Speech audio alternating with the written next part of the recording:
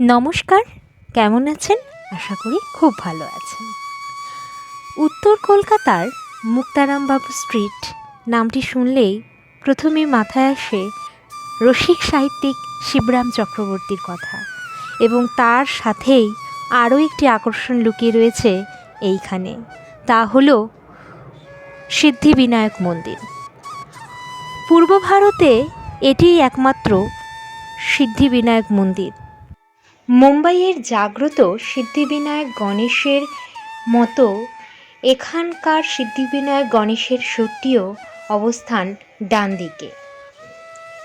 পুরাণ অনুযায়ী মা পার্বতী অন্নপূর্ণা সংসারের সুখ শান্তির প্রতীক এবং শিব বৈরাগ্যের প্রতীক, এক ত্যাগী পুরুষ।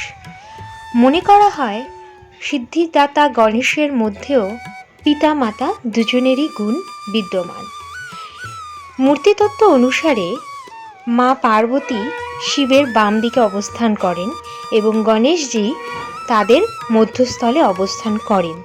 তাই মনে করা হয় গণেশজির সুর যদি বাম দিকে থাকে তাহলে তিনি মা পার্বতীর গুণাবলী সম্পন্ন, এবং গণেশের সুর যদি ডান দিকে থাকে তাহলে তিনি শিবের গুণগুলি ধারণ করেছেন। তাই তাকে বলা হয় সিদ্ধিবিনায়ক, মোক্ষদানকারী।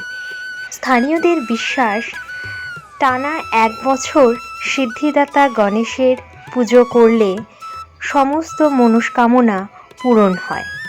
মন্দিরে ভোর 5:45 শুরু হয় মঙ্গল আরতি এবং সকাল 7টায় হয় মহা আরতি। তারপর খিচুড়ি ভোগ এবং মহাভোগ বিতরণ করা হয়। মন্দির দুপুর 12টা থেকে বিকেল 4:30 পর্যন্ত বন্ধ থাকে এবং বিকেল 4:30 আবার মন্দির খোলা হয় এবং রাত 9টা অবধি সেই মন্দির খোলা থাকে। কিভাবে যাবেন? Mahatma Gandhi road metro station থেকে মাত্র 10 মিনিট হাঁটা পথেই অবস্থান এই মন্দিরে। তাহলে দর্শন করে আসুন কলকাতা সিদ্ধিবিনায়ক মন্দির। ভিডিওটি ভালো লাগলে সাবস্ক্রাইব করে আমার পাশে থাকবেন।